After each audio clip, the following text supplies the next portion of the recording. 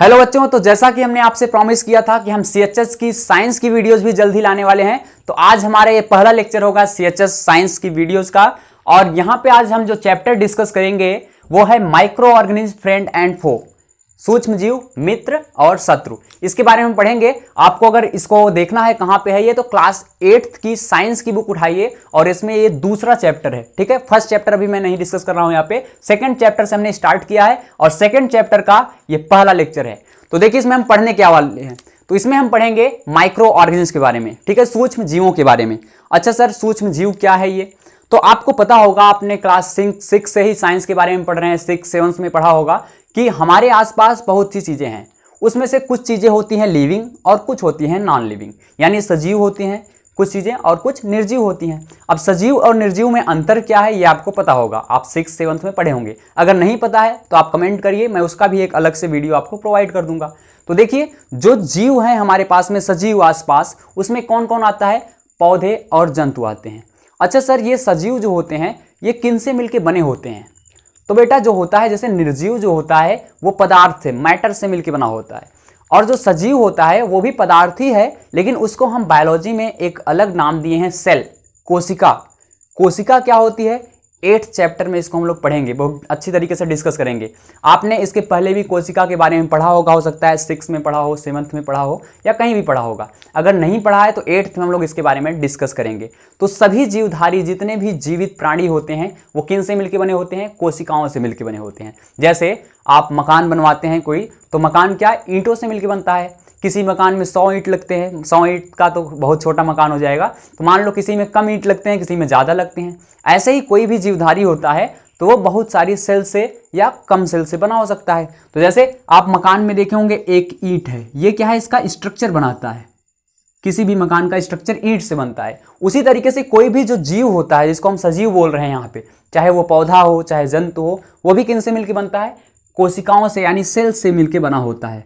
अब सेल्स क्या होते हैं, सेल्स के बारे में हम और ज्यादा डिस्कशन चैप्टर 8th में देखेंगे। सेल हमारा एक अलग से चैप्टर ही है, उसके बारे में हमको अलग से डिस्कस करना है। यहाँ पे बस आपको इतना पता होना चाहिए कि जो भी सजीव होंगे वो किन से बने होते हैं? कोशिकाओं से।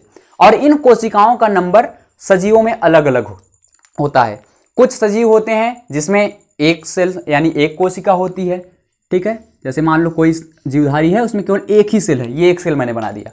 तो ऐसे जीवधारी, ऐसे ऑर्गेनिज्म जिसमें केवल एक ही सेल पाया जाता है, उसको हम बोलते हैं यूनिसेलुलर। यूनिसेलुलर।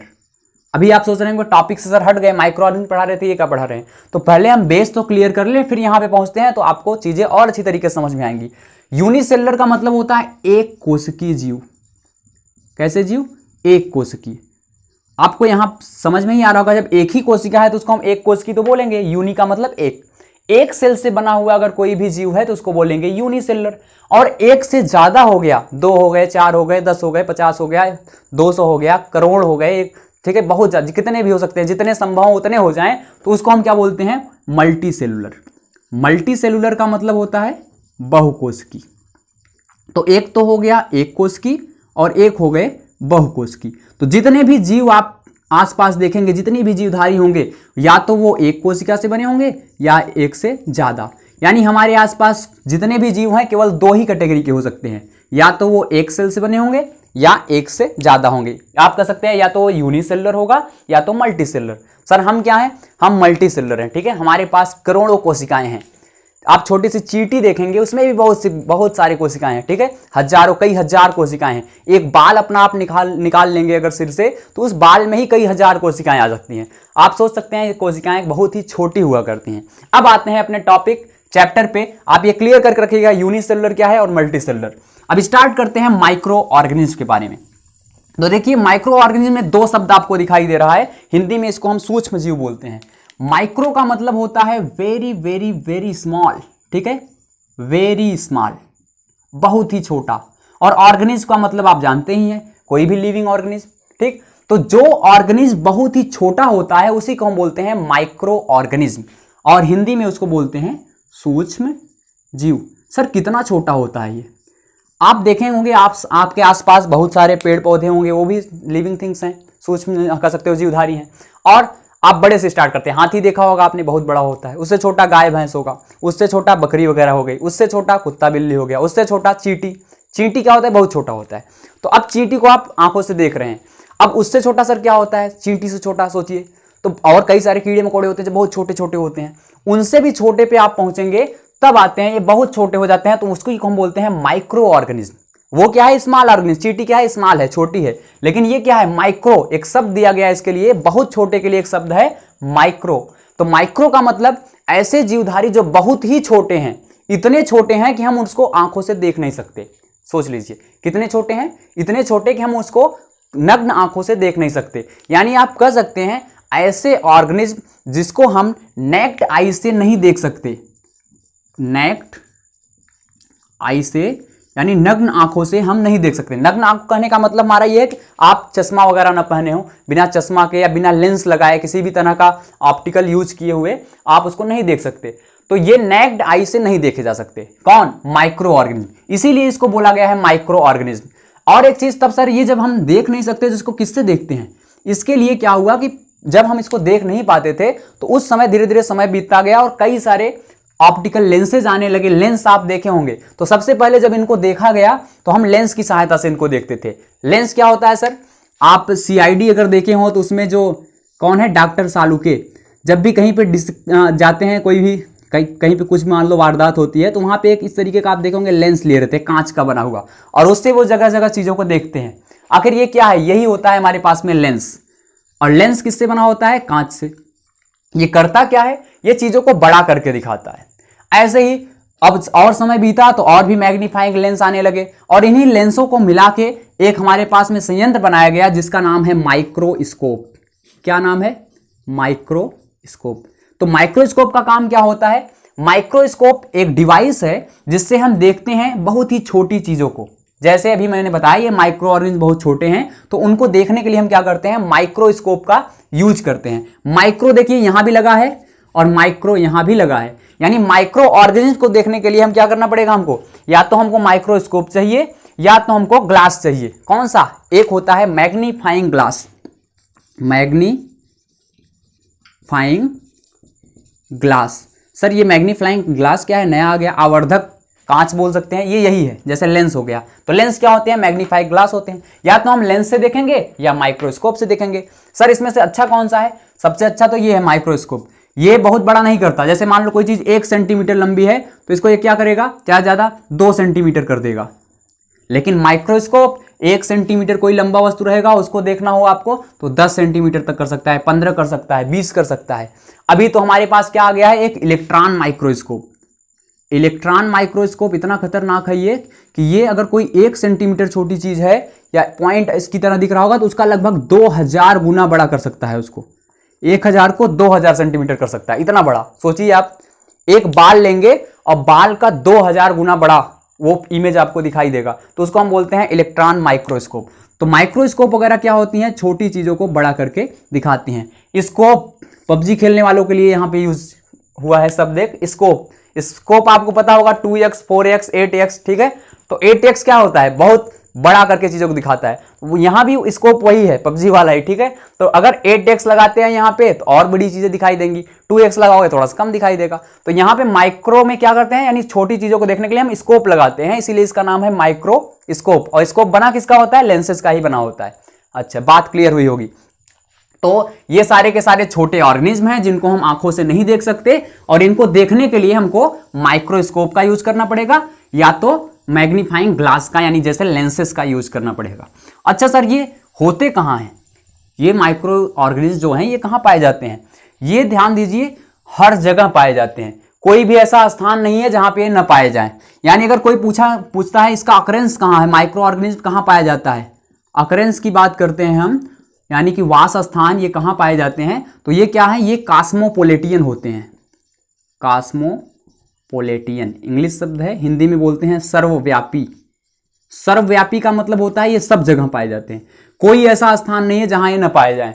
मिट्टी आप अगर लाते हैं, मिट्टी को पानी में घोल लीजिए, पानी में घोलने के बाद क्या करेंगे, इसको एक बूंद यहां से निकालिए पानी की, इसको स्लाइड पे यानी कांच पे रखिए और माइक्रोस्कोप से इसको देखेंगे तो आप देखेंगे कि इसमें बहुत सारे, इसको ये तब इतना छोटा नहीं, ये बूंद इतनी बड़ी बन जाएगी। एक बूंद पानी लेंगे, जैसे ही माइक्रोस्कोप से देखेंगे इतना बड़ा बूंद बन गया।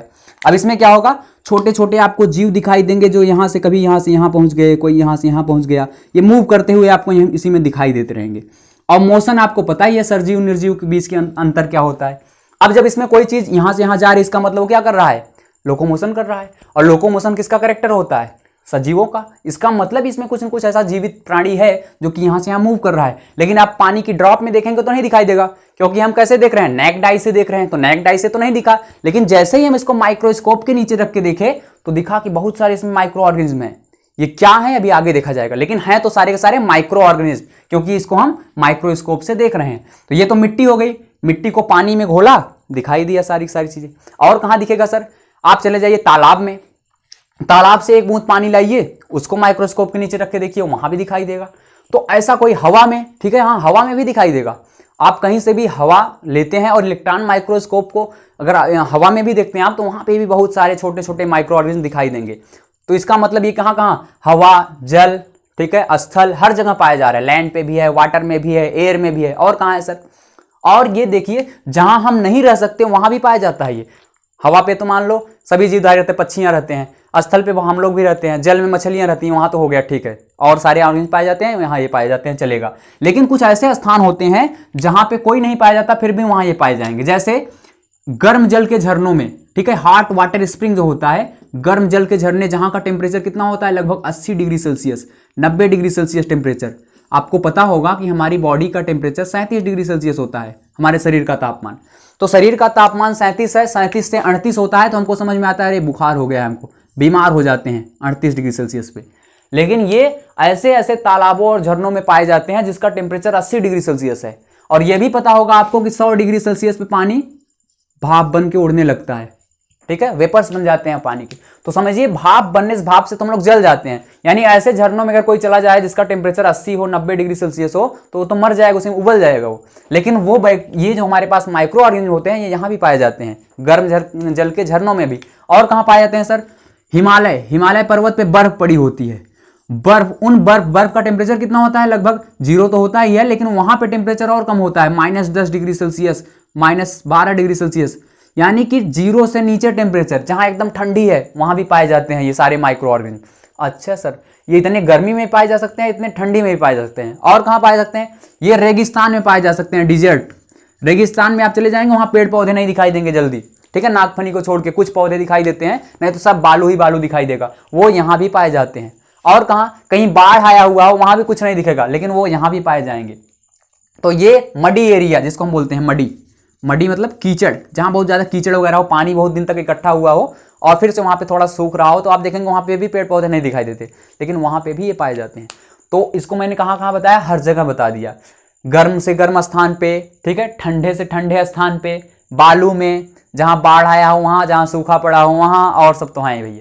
तो ये इतने स्थानों पर पाए जा रहे हैं सर। और कहीं, हाँ बिल्कुल, बहुत अच्छी बात की कि और कहीं भी ये पाए जाते हैं। कहाँ, हमारे ऊपर भी पाए जाते हैं, ठीक है। आपकी पूरी स्किन पे बैक्टीरिया वगैरह बहुत सारे, अरे सर मेरी स्किन पे बैक्टीरिया, हाँ बिल्कुल हो सकता है, ठीक है, बहुत सारे, यानी हमारे ऊपर भी पाए जाते हैं, हमारे अंदर भी पाए जाते हैं, अभी आगे बताएंगे। यानी आपकी आंतों में पाए जाते हैं, आपका मुंह पूरा बैक्टीरिया वगैरह से भरा हुआ है, यानी माइक्रो ऑर्गेनिज्म से भरा हुआ है। यानी ये कोई ऐसा स्थान नहीं है जहां न पाए जाए, ठीक। तो अब तो आप डर रहे होंगे इनसे, सर इतने खतरनाक है ये, तो इनसे छुटकारा कैसे पाया जाए। लेकिन छुटकारा पाने की जरूरत तब होगी जब ये हमारे लिए शत्रु का काम करेंगे। इसीलिए चैप्टर का नाम है माइक्रो ऑर्गेनिज्म फ्रेंड एंड फो, यानी ये मित्र भी हैं और शत्रु भी हैं, दोनों हैं। तो इसलिए जहां पे हमारी बॉडी में पाए जा रहे हैं, तो कुछ तो हमें रोग फैलाते हैं और कुछ हेल्प भी करते हैं, और भी कई इंडस्ट्रीज वगैरह हैं मेडिसिन बनाने में, कई जगह पे यूजफुल होते हैं, आगे हम आपको बताएंगे। तो फ्रेंड और फो की बात तो बाद में होगी, अभी तो ये चल रहा सर ये होते कहाँ हैं, तो सब जगह होते हैं, इसको याद रखना है। कास्मोपोलिटियन होते हैं, सर्वव्यापी होते हैं, कोई भी ऐसा स्थान नहीं छूटा है जहां पे माइक्रो ऑर्गेनिज्म न पहुंचे हों। अरे सर अब ये बताइए सर कि ये होते कितने तरह के हैं, क्या सब ये मल्टी सेलुलर होते हैं कि यूनिसेलुलर, ये बताइए पहले। हाँ ये बताइए कि यूनिसेलुलर भी आपने स्टार्टिंग में बताया कि कुछ एक कोशिकाओं से बने होते हैं, कुछ बहु कोशिकाओं से, यानी ज्यादा कोशिकाओं से, एक से ज्यादा होती हैं। ये बताइए कि ये कितने छोटे हैं, क्या हम एक सेल को नहीं देख पाते, दो को देख पाते होंगे, नहीं जरूरी नहीं है। आप 100-200 सेल को भी नहीं देख सकते, 100-200 सेल एक झुंड में हो उसको भी आप नहीं देख सकते। यानी हमको देखने के लिए, हमारी आंखों को देखने के लिए किसी जीव को वो कम से कम बहुत ज्यादा 1000 2 10,000 सेल का बना होगा तब हम देख सकते हैं। एक तो बहुत छोटी सी बात है। तो अब इसको डिवाइड करते हैं कि माइक्रो ऑर्गेनिज्म को हम 4 भागों में बांट दिए हैं आगे चल के, ठीक है। 4 पार्ट्स में माइक्रो, यानी 4 तरह के माइक्रो ऑर्गेनिज्म आपको पढ़ने हैं यहाँ पे। जो पहला है हमारे पास उसका नाम है बैक्टीरिया, सबको पता होगा, हाँ पता है ना, बैक्टीरिया हिंदी में बोलते हैं जीवाणु। तो ये एक पहला कैटेगरी हो गया बैक्टीरिया, क्या है, एक माइक्रो ऑर्गेनिज्म है। दूसरी कैटेगरी आपको पता होनी चाहिए, क्या, प्रोटोजोआ। प्रोटोजोआ, इसको हिंदी में भी प्रोटोजोआ ही बोलते हैं। तीसरी कैटेगरी हमारे पास क्या है, तीसरी कैटेगरी है एल्गी। एल्गी को हम लोग बोलते हैं कवक, सॉरी एल्गी को हम लोग बोलते हैं शैवाल, ठीक, कवक फंगस को बोलते हैं। तो एल्गी हो गए हिंदी में जिसको बोलते हैं शैवाल। और चौथी कैटेगरी जो हमारे पास है वो किसकी है, वो है फंगस की। फंगस से कुछ याद आ रहा होगा आपको, इस समय तो बड़ा खतरनाक उसका प्रकोप चल रहा है, किसका, ब्लैक फंगस। अभी आगे डिस्कस करेंगे इसके बारे में। तो फंगस यानी कवक। तो ये 4 भागों में बांटा गया है, कौन, माइक्रो ऑर्गेनिज्म। अच्छा सर अभी एक चल रहा है हमारे पास, क्या, कोरोना का समय चल ही रहा है। कोरोना सर एक वायरस है, वो भी हम नहीं देख पाते आंखों से, क्योंकि हमारे हाथों पे रहते हैं, हम सैनिटाइजर यूज करते हैं, पता नहीं चलता इसको मारने के लिए कहाँ मार लें, हाथ में तो कुछ है ही नहीं, तब भी हम उसका यूज कर रहे हैं, वो भी तो नहीं दिखाई देता। उसका नाम तो इस चारों में है ही नहीं कैटेगरी में। तो ध्यान दीजिएगा, वायरस भी माइक्रो ऑर्गेनिज्म यानी सूक्ष्म जीव तो है, लेकिन उसको इस कैटेगरी में नहीं रखा गया है। पहले यही डिस्कस कर लेते हैं कि वायरस को इसमें क्यों नहीं रखा गया। जैसे कोरोना वायरस है तो उसको इसमें क्यों नहीं रखा गया। कारण यह है कि अभी आपको मैंने बताया कि जितने भी जीवधारी होते हैं वो सेल से मिलकर बने होते हैं, कोशिकाओं से बने होते हैं, लेकिन वायरस ऐसा होता है जिसमें कंप्लीट सेल स्ट्रक्चर होता ही नहीं। अब जब वो कोशिका ही नहीं है पूर्ण रूप से, तो उसको हम इस कैटेगरी में क्यों रखें। यहाँ पे तो हम लिविंग थिंग्स की बात कर रहे हैं, लेकिन वायरस कैसा होता है बच्चों, वायरस लिविंग और नॉन लिविंग दोनों होता है। ओहो, ये बात है। वायरस क्या है, कनेक्टिंग लिंक है, connecting link between living and non living. तो ये सजीव और निर्जीव की बीच की कड़ी है। सर इसका मतलब कुछ समझ नहीं आया। मतलब ये है इसका बच्चों कि जो सजीव हैं हमारे आसपास और जो निर्जीव हैं, ये दोनों की तरह काम करता है। जैसे ये मार्कर क्या है, निर्जीव है, नॉन लिविंग है, हम क्या सजीव हैं। अब दिक्कत क्या है कि मार्कर को कहीं पे हम रख देंगे ऐसा ही रहेगा, इसको भोजन नहीं चाहिए, हाँ ठीक है, कुछ नहीं चाहिए, इसको हवा कुछ नहीं चाहिए, इसको पैक करके भी रख देंगे तो भी ऐसा ही रहेगा। लेकिन हमको कोई पैक कर दे तो हम थोड़ी देर में सांस न लेने की वजह से, ऑक्सीजन न जाने की वजह से मर सकते हैं, तुरंत मर सकते हैं, नहीं मर जाएंगे। तो ये क्या होता है, ये जब किसी शरीर के अंदर, जैसे कोई मान लो आदमी है ये, ठीक है, एक आदमी है और इसके अंदर जब वायरस घुसता है तो क्या होता है, ये जिंदा हो जाता है। जैसे इसके अंदर जाएगा, इसकी सारी सेल्स की जो भी न्यूट्रिएंट मटेरियल सब कुछ उसका यूज करेगा और इसमें ग्रोथ करेगा। और जैसे इसका शरीर के बाहर अगर आप इसको निकाल देते हैं, यानी शरीर के अंदर है तब तो ये लिविंग है, अब बाहर निकाल के इसको अगर आप सोचते हैं, एक हम क्या करते हैं, एक डिब्बे में इसको पैक कर देते हैं, उसमें ऑक्सीजन भी नहीं जाने देंगे, ऐसे पैक कर देंगे इसमें वायरस रख के। तो आप इसको रख दीजिए 1000 साल तक रख दीजिए, फिर भी ये ऐसा का ऐसा ही रहेगा, उसको कुछ नहीं चाहिए, ऑक्सीजन नहीं चाहिए, ना तो खाना चाहिए, ना तो पानी चाहिए, इसको कुछ नहीं चाहिए, ऐसे ही रहेगा। लेकिन 1000 साल बाद फिर जब इसको किसी आदमी के अंदर ये पहुंचा तो फिर से जिंदा हो जाएगा। इतना खतरनाक ये। तो इसीलिए क्या इसको बोल रहे हैं, ये माइक्रो ऑर्गेनिज्म से भी बढ़ के है भाई, सबसे छोटा होता है इनमें, ध्यान देना, बैक्टीरिया, प्रोटोजोआ, एल्गी, फंगस सबसे छोटा है। इसको देखने के लिए इलेक्ट्रॉन माइक्रोस्कोप की जरूरत पड़ती है ज्यादा, जो खतरनाक वायरस होते हैं।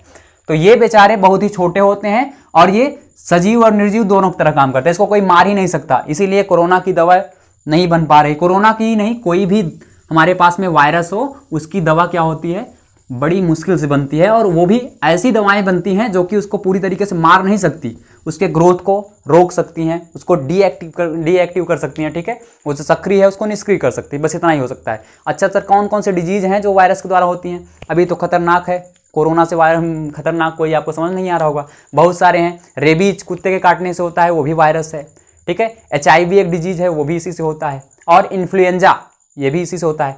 और पोलियो देखा होगा, बहुत लोगों को पोलियो हो जाता है, तो वो भी एक वायरल डिजीज है। तो ये सारे वायरस से होने वाली कुछ डिजीज के नाम बताएं, आप इसको नोट कर लीजिए कॉपी, मेरे बोलने से इसे सुन मत लीजिए, केवल नोट कर लीजिए कि वायरस से जो मैंने डिजीज बताई उसको याद रखना है आपको, और वायरस को क्यों इसमें नहीं रखा गया वो बताया मैंने। अच्छा, आगे चलते हैं। ये जो चारों पार्ट्स हैं, चारों क्लासिफाई किया गया है माइक्रो ऑर्गेनिज्म को, ये सर अब इनके बारे में भी कुछ बताइए, कौन कौन सा सर यूनिसेलुलर है, कौन कौन सा मल्टीसेलुलर है। तो ध्यान दीजिएगा, जो बैक्टीरिया है सारे के सारे क्या है, यूनिसेलुलर है। यूनिसेलुलर मतलब ये एक कोशिकीय है।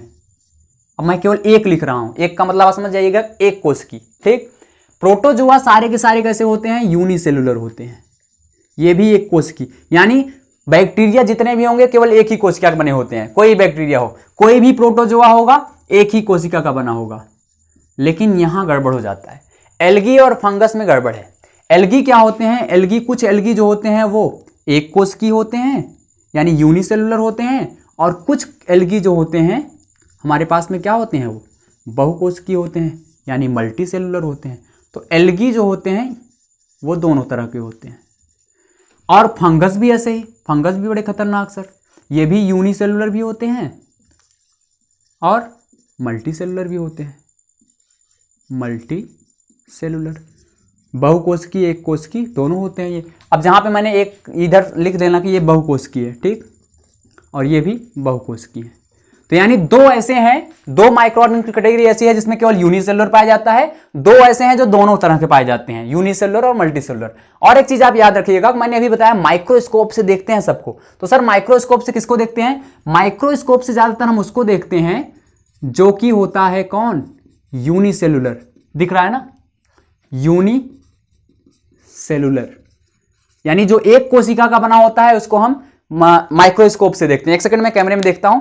तो माइक्रोस्कोप से यूनिसेलुलर को, ओहो सॉरी थोड़ा सा ऊपर चला गया, तो इसको मैं नीचे लिखता हूं। तो माइक्रोस्कोप से किसको हम देखते हैं, अच्छा नीचे ही लिख देता हूं मैं यहां पे कहीं। माइक्रोस्कोप से देखते हैं हम यूनिसेलुलर को, जो एक कोशिका का बना होता है, यूनिसेलुलर।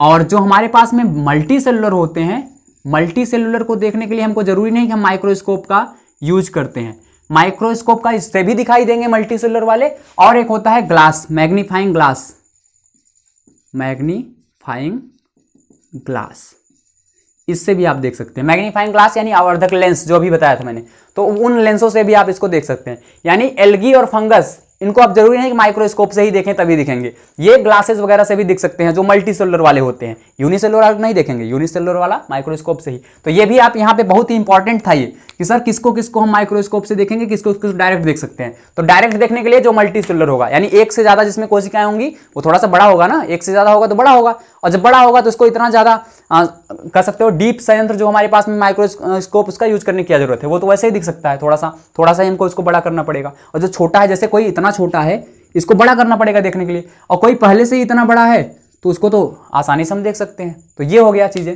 कैटेगरी। अब आगे चलते हैं। सर इनके एग्जांपल बताइए आप, यूनिसेलुलर कुछ बैक्टीरिया के नाम बताइए जो कि हमारे पास में बैक्टीरियाज वगैरह हैं, ठीक। तो अब देखिए एक चीज यहाँ पे कि जो हमारे पास बैक्टीरिया वगैरह हैं, ये कुछ एग्जाम्पल्स मैं आपको यहाँ पे बताऊंगा। जैसे पहला जो हमारे पास में बैक्टीरिया है, एग्जाम्पल आपको याद रखना है, ध्यान दीजिएगा, ठीक।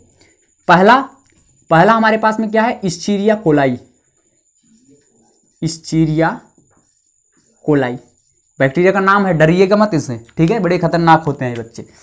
दूसरा लैक्टोबैसिलस, लैक्टोबैसिलस, सॉरी लैक्टोबैसिलस। और सर तीसरा राइजोबियम, ठीक है। ये सब क्या है, ये सब बैक्टीरिया के नाम है। और क्या सर, और कोई बैक्टीरिया है, हैं तो बहुत सारे बच्चों, बैक्टीरिया की कमी नहीं यहाँ पे, लेकिन आपको याद कितना होगा ये डिपेंड करेगा आपको कि इसमें से हमको कितने कितने याद करने हैं, ठीक। बहुत सारे बैक्टीरियाज हैं, बहुत सारे प्रोटोजोआ हैं, बहुत सारे एल्गी हैं, लेकिन आपको याद होना चाहिए तो कम से कम दो दो तो सबका याद रखना है, दो दो हर चीज का, यानी 4 दूनी 8, 2 बैक्टीरिया, 2 प्रोटोजोआ, 2 एल्गी, 2 फंगस आपको याद होने चाहिए। चौथा मैं एक और लिख देता हूं, विब्रियो कॉलरी, ठीक है। तो ये सारे बैक्टीरिया के कुछ मैंने एग्जाम्पल्स लिख दिए, एग्जाम्पल है, ध्यान दीजिएगा यहाँ पे। अब सर प्रोटोजोआ के नाम बताइए कुछ। तो प्रोटोजोआ के कुछ नाम आप अगर आपको याद रखने हैं तो पहला प्रोटोजोआ सबसे सिंपल अमीबा, ठीक। दूसरा एंटमीबा लिख सकते हैं, लेकिन उसको छोड़ता हूं मैं, यूग्लिना। तीसरा पैरामीशियम, और एक बड़ा ही इंपॉर्टेंट है, उसको लिखना है यहां पे, प्लाज्मोडियम, चौथा प्लाज्मोडियम। ये सब क्या है, ये सब एग्जाम्पल्स हैं। कोई पूछता है 3-4 प्रोटोजोआ का नाम बताइए, बता देना, अमीबा, यूग्लिना, पैरामीशियम, प्लाज्मोडियम। फिर आते हैं एल्गी पे। तो एल्गी मैंने बताया दोनों तरह के होते हैं, यूनिसेलुलर भी होते हैं, एक कोशिकी भी होते हैं, बहुकोशिकी। तो पहले कुछ एक कोशिकी का एग्जांपल याद रख लेते हैं। एक कोशिकी में है कौन सा, क्लोरेला, फिर क्लेमाइडोमोनास, इसमें नाम ही पूछा जाता है, ठीक है। और एक लिख देता हूं बस, स्पायरोगाइरा, स्पायरोगाइरा। बहुकोशिकी के कुछ एग्जांपल यहां पे लिख देता हूं। मल्टी सेलुलर में अल्वा हो गया, सर ये कैसे कैसे नाम है, यूलोथ्रिक्स हो गया, ठीक है, ये साइंस है, ठीक है। यहाँ पे नाम जो है साइंटिस्ट रखते हैं, इसलिए थोड़े से खतरनाक नाम होते हैं। मल्टी सेलुलर में अल्वा और यूलोथ्रिक्स। फिर इधर चलते हैं, फंगस में यूनिसेलुलर एक ही बेचारा है अकेला, ईस्ट।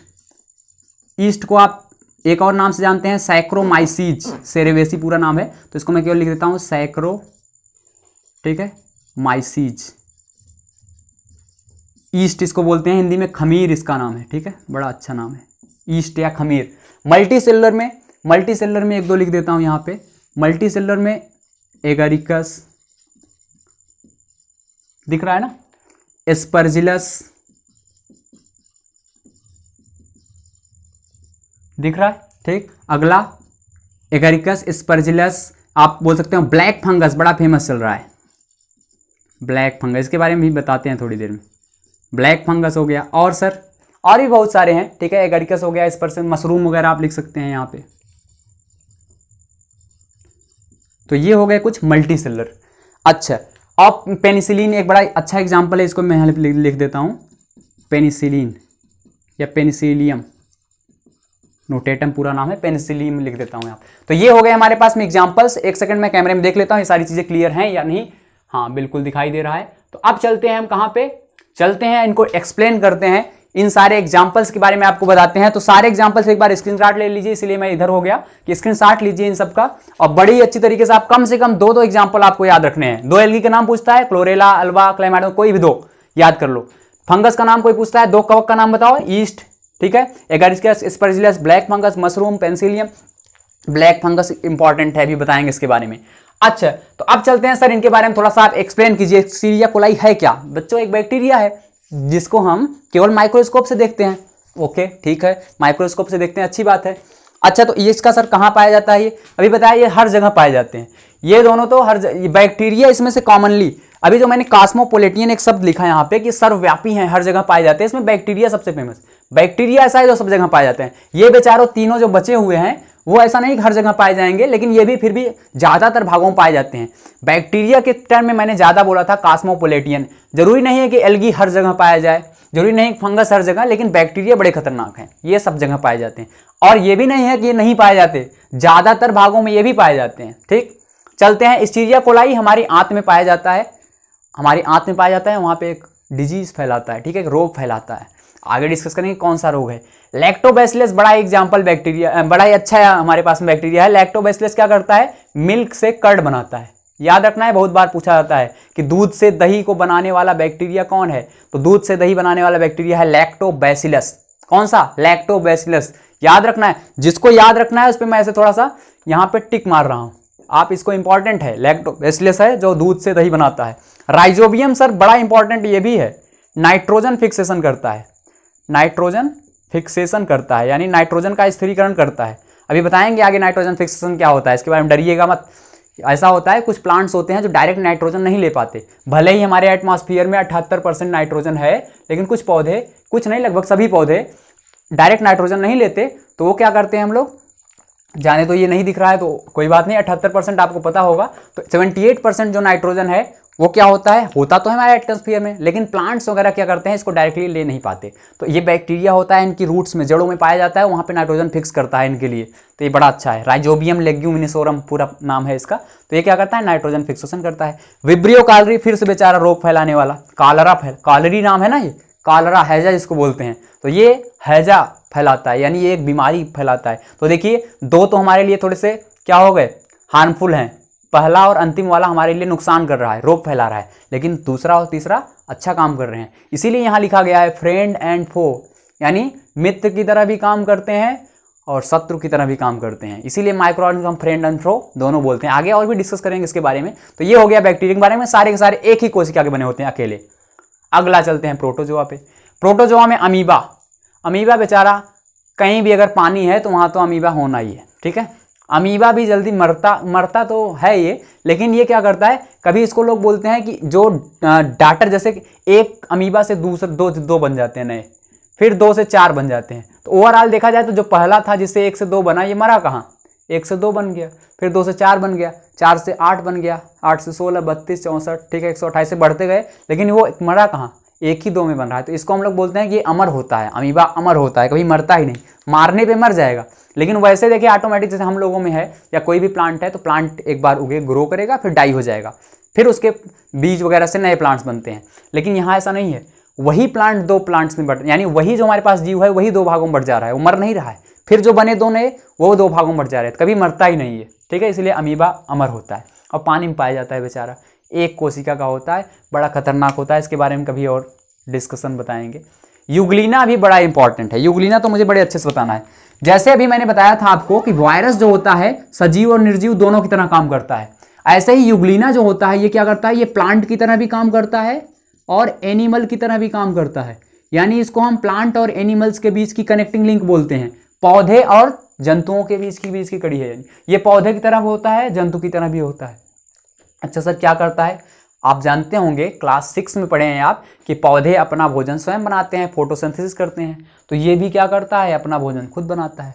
लेकिन पौधे कहीं एक स्थान से दूसरे स्थान पे जा नहीं पाते, एक स्थान फिक्स रहते हैं, लेकिन ये क्या करता है, ये एक स्थान से दूसरे स्थान पे भी जाता है। जैसे जंतु जाते हैं, हम लोग क्या करते हैं, यहाँ से कहीं दूसरी जगह चले जाएंगे, तो ये दोनों काम करता है। जंतुओं की तरह एक स्थान से दूसरे स्थान पे फ्लैजला होता है इसमें, उससे मूव करता है, और पौधों की तरह अपना भोजन बनाता है। तो ये दोनों के गुण पाए जाते हैं, इसलिए इसको बोलते हैं पादप और जंतु के बीच की कड़ी होती है, ये दोनों के लक्षण पाए जाते हैं यूग्लिना, इसीलिए फेमस होता है थोड़ा सा। यूग्लिना का नाम याद रखना। प्रोटोजोआ है। पैरामीशियम भी बड़ा अच्छा एग्जाम्पल है। प्लाज्मोडियम क्या करता है, मलेरिया फैलाता है, ये रोग फैलाता है। प्लाज्मोडियम क्या करेगा, मलेरिया। तो मलेरिया फैलाने का कारक, आपसे ये भी बहुत बार प्रश्न पूछा गया है, मलेरिया किसके द्वारा फैलता है, तो मलेरिया का वाहक होता है कौन, मच्छर, वाहक है वो, वेक्टर है, वो एक स्थान से दूसरे स्थान पर लेके जाता है मलेरिया को। लेकिन वो होता किसके कारण है, प्लाज्मोडियम जो कि एक प्रोटोजोआ है, प्रोटोजोआ प्लाज्मोडियम जो कि एक कोशिका का होता है, उसके द्वारा मलेरिया होता है। अच्छा सर इधर भी बताइए कुछ। क्लोरेला, इसको लोग क्या होता है, क्लोरेला एक यूनिसेलुलर एल्गी है, एक कोशिका, इसको लोग लेके जाते हैं हवाई जहाज वगैरह में, इसका सूप बना के पीते हैं, इसमें बहुत सारा प्रोटीन पाया जाता है क्लोरेला में, ठीक है। पत्तियां हैं इसकी पत्तियों को पीस के जूस बना लेते हैं और वहाँ पे लेके जाते हैं, खूब न्यूट्रिशनल मटेरियल होता है ये, और जो भी एरोप्लेन वगैरह पे उड़ते हुए जाते हैं तो वो पैक करके लेके जाते हैं इसको पीने के लिए, उसका जूस, तो बड़ा ही अच्छा काम करता है। क्लैमाइडोमोनास भी यूनिसेलुलर है, स्पायरोगायरा भी यूनिसेलुलर है। एग्जाम्पल्स 1-2 याद कर लेना बहुत है, सीसी से याद कर लेना, दोनों सीसी वाले unicellular, chlorella Chlamydomonas. Multi cellular में अल्वा, इसको लोग पता है, अल्वा जो होता है वो सलाद की तरह, जैसे अपने यहाँ टमाटर और किसी का सलाद बनता है, कुछ जगहों पे अल्वा जो कि एक शैवाल है, पेड़ पौधा है, पौधा तो वैसे है, टमाटर भी है, लेकिन अल्वा को क्या करते हैं, समुद्र से निकाल के इसका सलाद बना के लोग खाते हैं। यूलोथ्रिक्स क्या होता है, मल्टी सेलुलर, ये दोनों मल्टी सेलुलर है, बहुत लंबे लंबे जाल पाए जाते हैं अल्वा के। फंगस बड़ा इंपॉर्टेंट। ईस्ट सर, ईस्ट खमीर का नाम तो आपने सुना ही होगा, ब्रेड बनाने में यूज होता है और अल्कोहल बनाने में भी इसका यूज होता है, शराब बनाने के लिए हम लोग ईस्ट वगैरह का प्रयोग करते हैं। और बड़ा ही अच्छा एग्जाम्पल, ब्रेड बनाते हैं इससे, ठीक है, खमीर से। तो ईस्ट बड़ा ही अच्छा है, यूनिसेलुलर, एक अकेला बेचारा फंगस है यूनिसेलुलर। मल्टीसेलुलर बहुत है, Agaricus, Aspergillus, black fungus. Black fungus last में डिस्कस करेंगे, अच्छा डिस्कस कर लेते हैं यहीं पे। ब्लैक फंगस क्या है, एक मल्टीसेलुलर फंगस है जो कि इस समय आप देख रहे होंगे, ये भी कोरोना की तरह कोहराम मचा के रखा हुआ है सबको, जिसको देखो तो ये ज्यादातर अफेक्ट करता है गर्दन के ऊपर वाले एरिया पे, हार्ट वगैरह में भी, लंग्स में भी डैमेज करता है, लेकिन ज्यादातर आप देखेंगे आंख ज्यादा लोगों की डैमेज हो रही है, वो ब्रेन के पास, यानी नाक, आंख और ब्रेन। ये क्या करता है, ये हवा में, अभी बताया हर जगह पे मौजूद है, यहाँ मैं पढ़ा रहा हूँ, यहाँ भी ये है आसपास हवा में।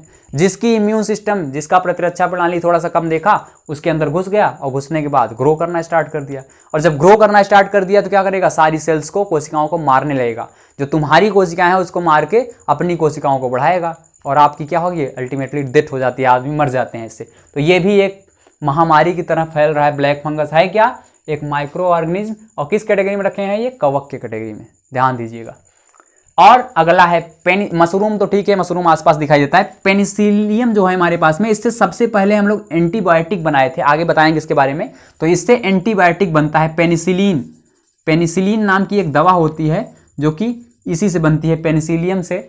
और ये बहुत ही जगह पे यूजफुल होती है बैक्टीरिया को मारने के लिए। बैक्टीरिया के द्वारा जो कुछ अगर डिजीज होती है तो उसको मारने के लिए ये बड़ा ही यूजफुल होता है, पेनिसिलियम नोटेटम से मिलता है।